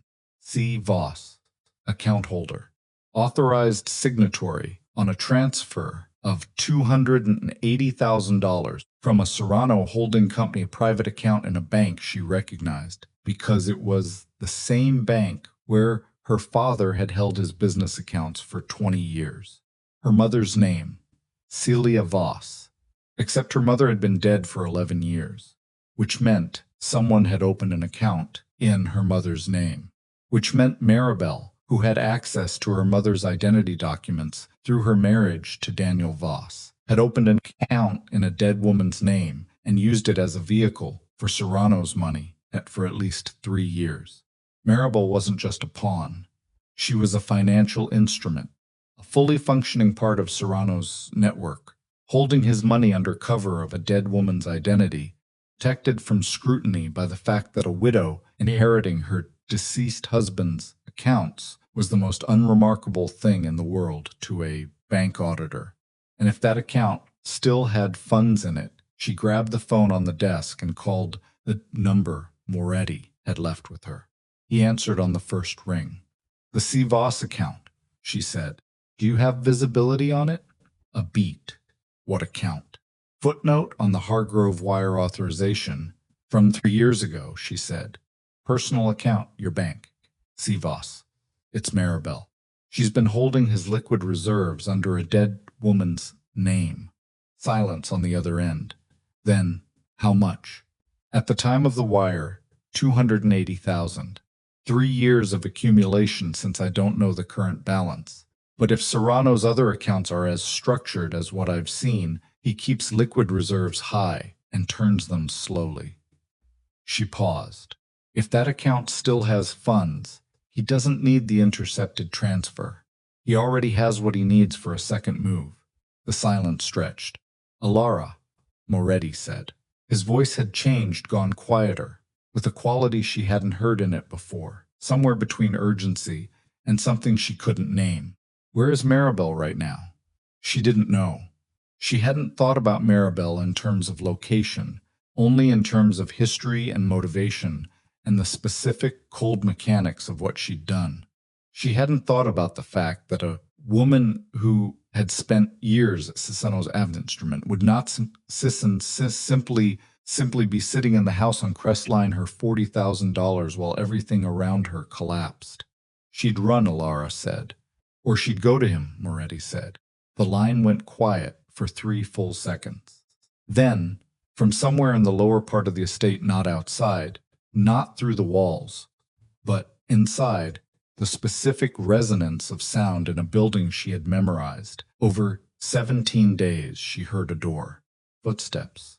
She heard, from the bottom of the staircase directly below the room she was standing in, a voice she recognized as clearly as she recognized her own heartbeat, a voice she had hated and feared and been managed by for 8 years. Maribel Crown said very clearly, "Tell him she's here." He did not freeze. That was the thing she would remember later, not the fear, which was real and immediate, and lived in the base of her throat like something swallowed wrong, but the fact that it did not stop her. She moved before the thought was fully formed, the way she had learned to move in the ICU rotation when a monitor alarmed, and there was no time for the luxury of deciding whether to act. She crossed to the desk. She picked up the radio. She kept her voice below a whisper. Maribel is in the building, she said. Ground floor. She's made contact with someone. The radio came back immediately, Moretti's voice, stripped down to its bare operational core. Which corridor? Below me. East stairwell. Don't move. Don't open the door. She set the radio down and looked at the door and thought about the specific geometry of the floor she was. On the stairwell at the east end, the corridor that ran the full length of the second floor, the study she was in, positioned at the west end, which meant anyone coming up those stairs would have to cover the full corridor to reach her. She looked at the window. The drop to the garden was roughly 14 feet. She had no way to gauge what was on the other side of the estate right now, where Moretti's men were, where the threat concentrated. And 14 feet onto stone garden edging was not a survivable calculation. She stayed where she was, picked up the folder from the desk and the legal pad and the notebook, and she moved them to the supply cabinet in the corner and put them on the highest shelf behind a stack of old binders, because she didn't know what the next hour looked like. And she knew that the documentation she'd built over 17 days was worth more than anything else in this room. Then she stood against the wall beside the door and waited. She heard them on the stairs, not running. Walking, which was more frightening than running would have been, because running was panic, and panic made mistakes. Walking was purpose. She heard the measured tread of at least 2 sets of feet, and then the corridor outside, and then they stopped. Not at her door. 3 doors down. She heard the door open, heard movement inside that room, the guest room, empty, used for storage. Heard something being moved. Then a voice she didn't recognize, male low, in conversation with someone she couldn't hear clearly. Then Maribel's voice again, closer. Second door from the end, Maribel said. That's where she'll be. Ilara looked at the door handle. She had approximately 8 seconds. She moved to the desk chair, picked it up, solid wood, heavier than she expected, and drove one leg of it into the door handle at the precise angle needed to wedge it, the same way she'd seen done to a jammed supply closet at the diner when the key broke off. It wasn't a lock. It was friction and weight and the geometry of the angle, and it would hold for maybe 2 minutes against someone who was serious about getting through. 2 minutes was what she had. She went back to the radio. They're at the second floor east corridor. 2 minutes, maybe less. 30 seconds, Moretti said. Hold the door. She looked at the chair wedged against the handle. She held the pressure until the latch on her wrist. She thought about her father's steady, indifferent tick of it, and she pressed her back against the wall next to the door and set her feet and breathed through her nose and held. The handle moved, stopped, moved again, harder. A voice outside, not Maribel. A man's voice, short and clipped. Then an impact against the door that moved it 2 inches before the chair caught it. Then another. The chair scraped on the floor. She put both hands against the door panel and pushed back and felt the force on the other side of it like a live current running up her arms. Then she heard the footsteps on the stairs at the other end of the corridor. Fast this time. Running. The pressure on the door stopped. She heard the corridor change, voices, movement, the specific dense sound of a physical confrontation happening at close range and high speed. Something struck the wall hard enough to shake the frame of the door she was holding. She kept her hands on it and her feet on the floor and didn't move, because moving before she knew what she was moving into was how people made the kind of mistakes that couldn't be corrected. Then Moretti's voice, outside, in the corridor, very close. Ilara, door. She pulled the chair away and opened the door. Corridor was a different place than it had been 2 minutes ago. Two men she didn't recognize were on the floor, not dead. She registered that immediately, a specific body posture of controlled restraint rather than injury, zip-tied, face down. Dario was at the far end near the stairwell. Another of Moretti's men was coming up from the east. Moretti was in the doorway. He looked at the chair in her hand. He looked at her face. He was breathing hard from the stairs, and his bandaged arm had a fresh bloom of red at the center of the dressing. "You're bleeding through again," she said. "Where is Maribel?" he said. "She was in the corridor. She identified my room. She's not here." She looked past him at the two restrained men on the floor. Neither of them was Maribel.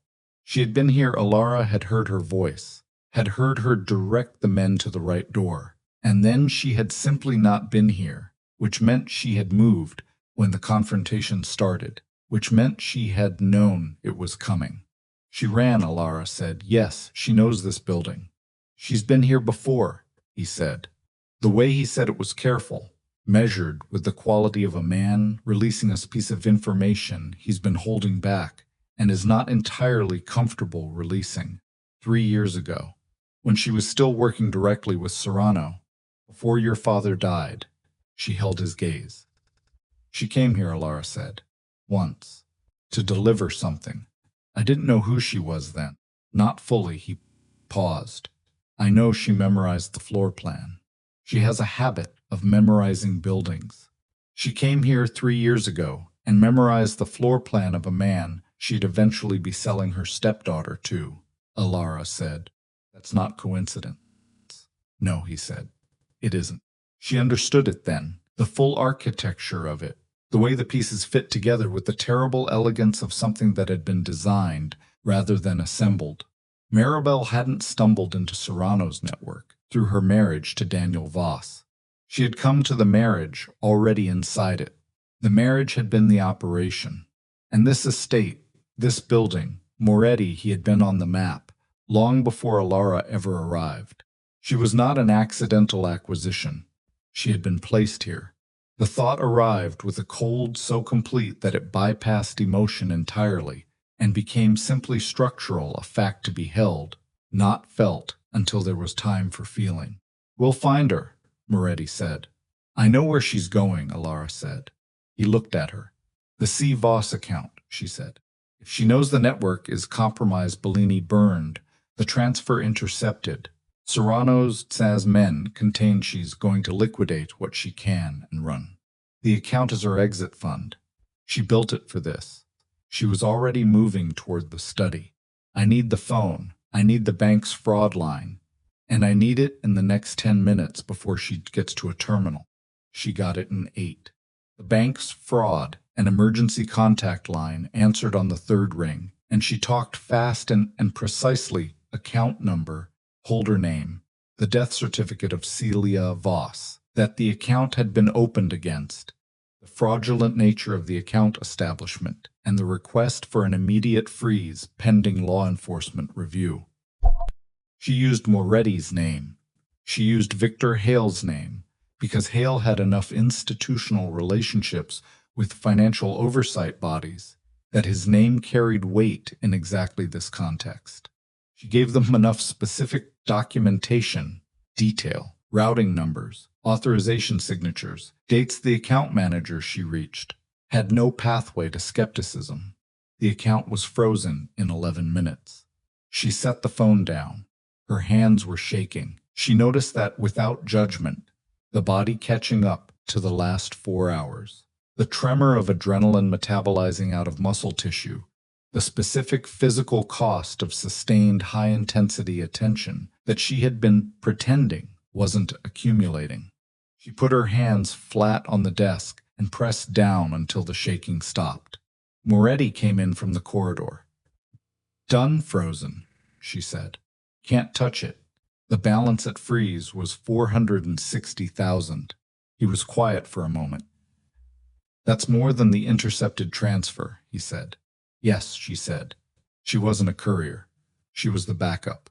If Serrano lost everything else, This account was the reserve that let him rebuild. She looked up. He trusted her, with more than he trusted Bellini. She earned it, Moretti said, and his voice was flat in a way that made clear he was talking about a quality he didn't admire but couldn't deny.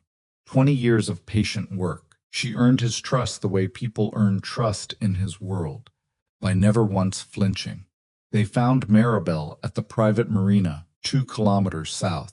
Not Alara, she stayed at the estate. Moretti's men found her at 4:50 in the afternoon, standing on the dock with a bag at her feet and a phone in her hand, waiting for a boat that was not going to come because the man who'd arranged it had just watched his assembled operation fail inside a single afternoon.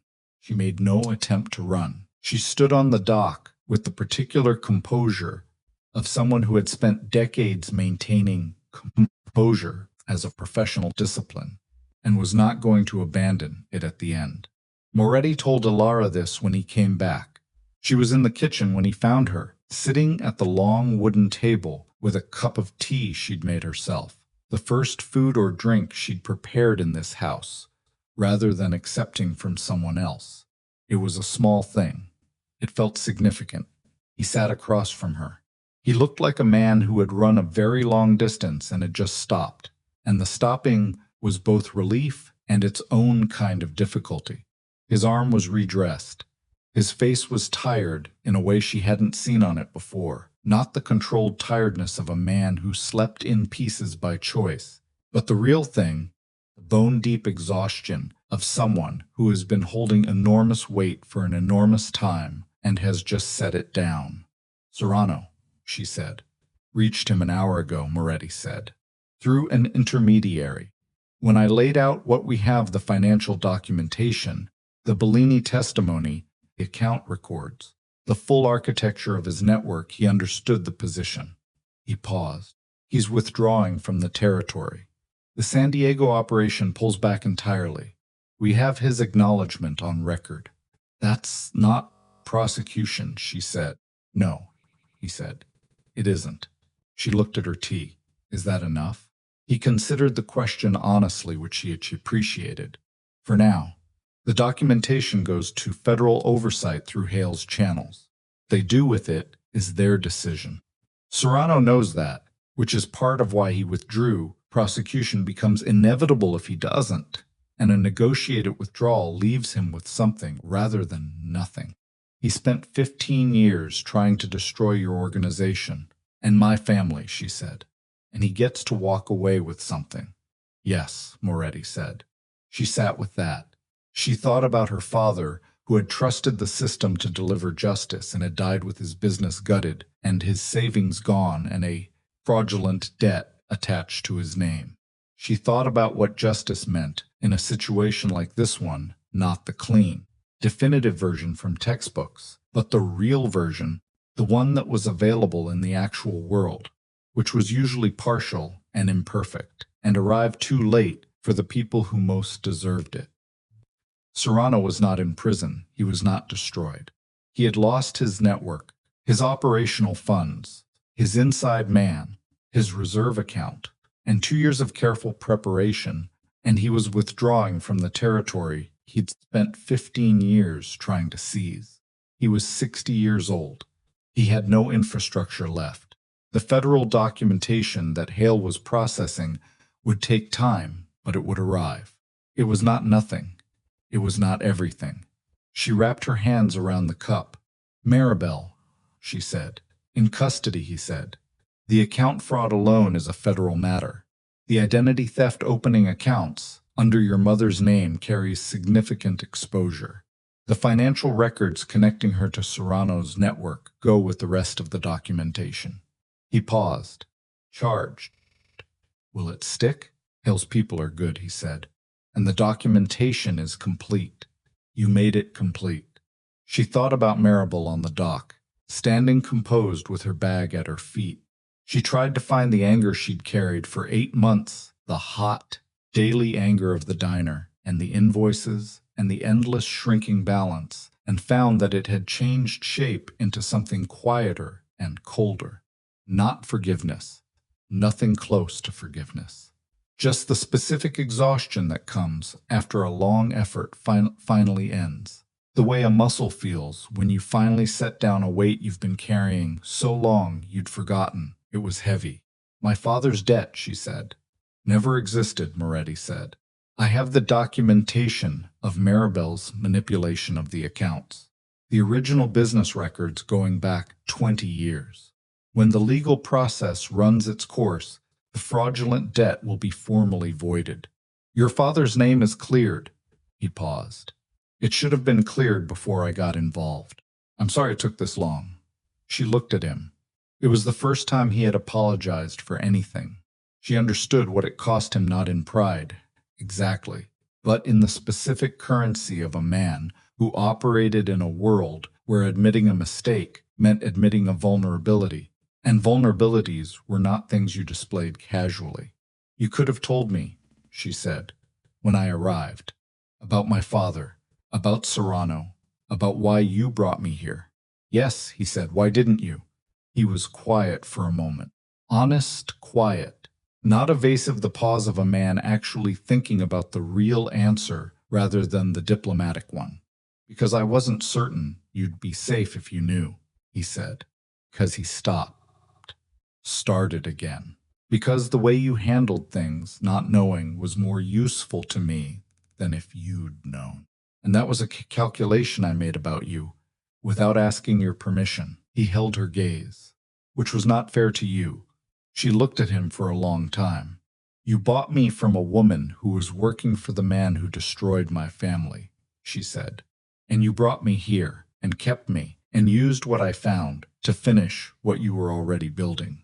She set the cup down, and somewhere in the middle of all of that, I stopped being an acquisition and started being. She paused, reaching for the accurate word. I don't know what I started being. Useful, he said.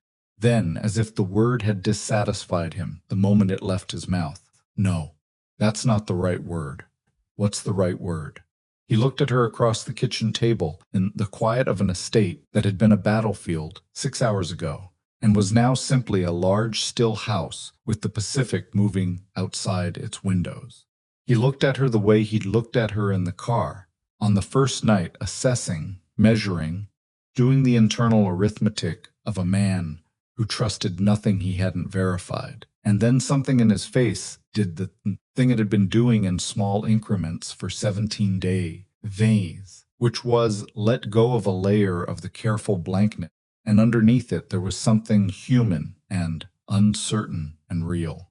I don't know yet, he said, but not useful.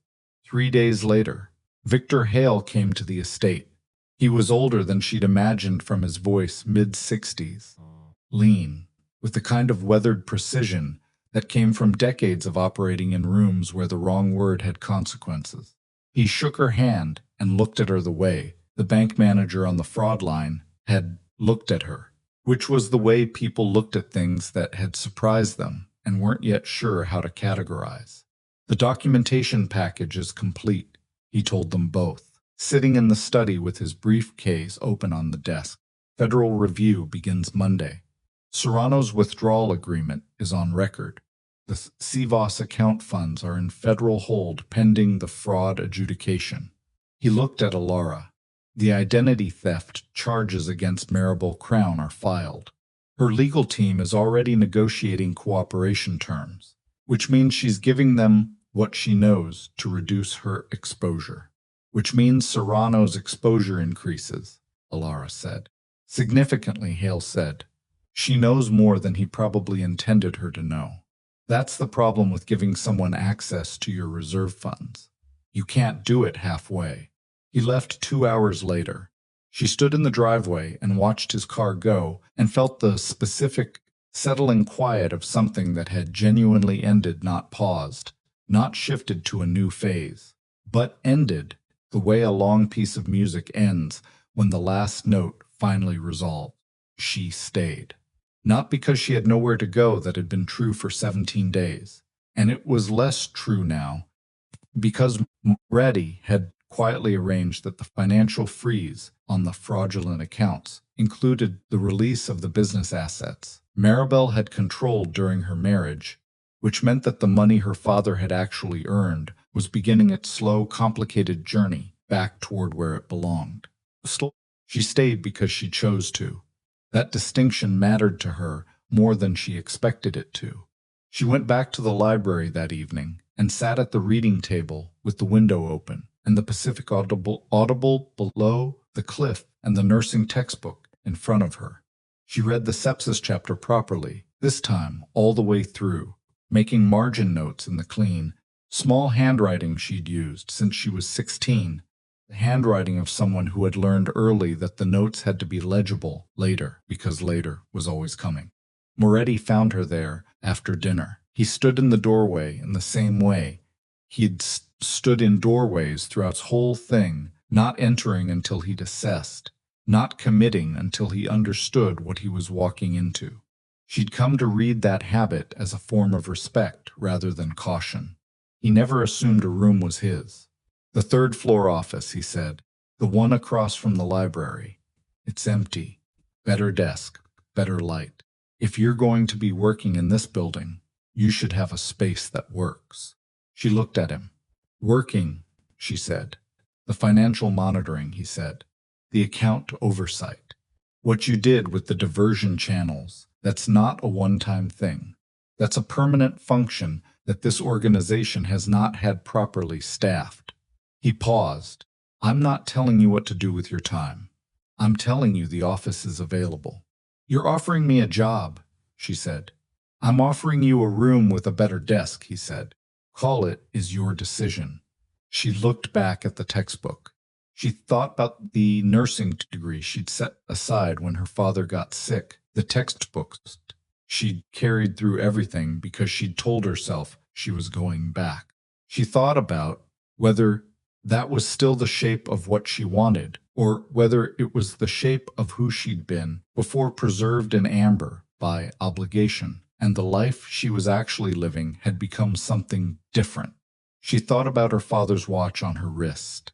He had been a man who kept his word and paid his debts and trusted the systems that were supposed to protect people like him. He had been a good man in the uncomplicated sense, not perfect, not without error, but fundamentally oriented toward honesty in a way that cost him everything, and that she had never once heard him regret. She was not going to become something he would not recognize. But she was also not her father. She was 23 years old, and she had walked into a criminal organization with a duffel bag and her dead father's watch. And in 17 days, she had dismantled a 2-year conspiracy, intercepted a major financial transfer, and helped collapse the network of a man who had spent 15 years trying to destroy her family. She had done all of it with a notebook and a pen, and the thing inside her head that everyone in her life had spent years treating as a liability, the compulsive, relentless, unable to let it go attention to the numbers that didn't add up. The office with the better desk was 3 steps across the hall. I'll look at it tomorrow, she said. Moretti nodded once, as if this was a satisfactory answer, and left without adding anything to it. She looked at the office the next morning. It was a good desk. The light was better. There was a window that faced east rather than west, so it caught the morning rather than the afternoon. She had always been a morning person in the specific way that people are morning people when they've spent years working double shifts that started at 5:30. She moved her notebook there. Then her textbooks, all 3 of them, because she was going back to nursing school eventually, not because she owed it to any version of herself that no longer existed, but because she had spent 2 weeks in this building, watching Moretti's doctor work, and had understood with a clarity she hadn't had since, before her father got sick, that she still wanted to do that work. 2 things were not mutually exclusive: the financial work and the nursing degree, and whatever this life was becoming, none of it required her to choose one version of herself and abandon the rest. She was allowed to be complicated. She'd earned it. The formal dinner happened 6 weeks later. It was not in Moretti's estate. It was in a private room at a restaurant in the city, at a table that seated 8, and the 8 people at it represented the kind of financial and organizational alignment that Moretti had been building toward for 2 years. Hale was there. Two men she'd been introduced to as associates from the northern operation. A woman named Calloway, who Alara understood, from context and the specific weight of how people deferred to her, to be the most important person in the room who wasn't Moretti. Alara sat 3 seats down from Moretti. She wore a dark dress she'd bought herself with money that was for the first time in a year genuinely hers. She had her father's watch on her wrist. She had a glass of water in front of her that she kept forgetting to drink because the conversation was interesting, and interesting conversations had always made her forget to eat and drink. Calloway had been asking questions, not social questions, functional ones, about the financial monitoring framework Alara had been building over the previous 6 weeks, about the methodology she'd used to identify the diversion channels, about the intercept mechanism. She asked with the precision of someone who understood the subject matter and was not asking to be polite but to assess. Alara answered the same way precisely, without embellishment, with the particular directness she used when she felt the person across from her could handle the unfiltered version. At some point, Calloway stopped asking questions and simply listened. At some point after that, Alara realized she had the table's attention in a way she hadn't been aware of accruing, and she felt the specific discomfort of that not unwelcome, but unfamiliar, feeling of being visible in a context where she was accustomed to being overlooked, and she held it without retreating. After dinner, Calloway stopped her in the corridor outside the private room. "How old are you?" she asked. It was the second time someone had asked her that in 6 weeks.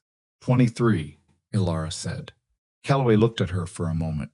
"When I was 23, I was making $30,000 a year filing insurance claims and wondering how I'd ended up so far from where I thought I'd be." She paused. "You should know what you have." "What do I have?" Alara asked. "A mind that sees structure," Calloway said, "in people and money and systems. Most people look at a set of numbers and see information. You look at it and see intent." She paused again. "That's not teachable. You either have it or you don't." She walked back into the private room. Alara stood in the corridor for a moment and thought about the budget notebook she'd been keeping since she was 16. All those years of tracking dollars in and dollars out, catching discrepancies, following the logic of numbers back to their human source. She'd done it because nobody else had been paying attention, and someone needed to. She'd never thought of it as rare. She went back to the table. Months passed.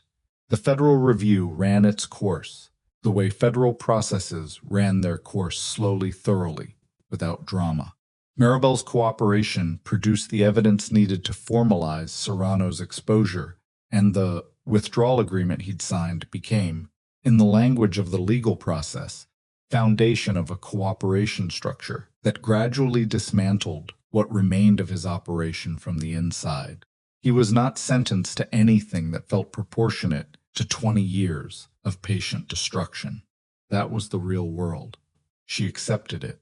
She accepted it the way she'd accepted all the imperfect outcomes of her life, not passively, not with the false peace of someone who had given up expecting better, but with the active, clear-eyed understanding that the real world was the only world she had, and fighting it took energy she needed for other things. She was re-enrolled in nursing school by spring. The program director had looked at her transcripts and her 2-year gap and the incomplete units and said, carefully, that the gap was not ideal. She had looked at the program director and said, equally carefully, that the gap had involved caring for a terminally ill parent, managing a fraudulent estate dispute, and assisting in a federal financial investigation, and that she was ready to finish what she started. She was readmitted the following week. She studied in the mornings. She worked in the office across from the library in the afternoons. She ate dinner in the main house most evenings, sometimes at the long table with Moretti and whoever else was there, sometimes in the kitchen alone with a book propped against the carafe. It was not a simple life.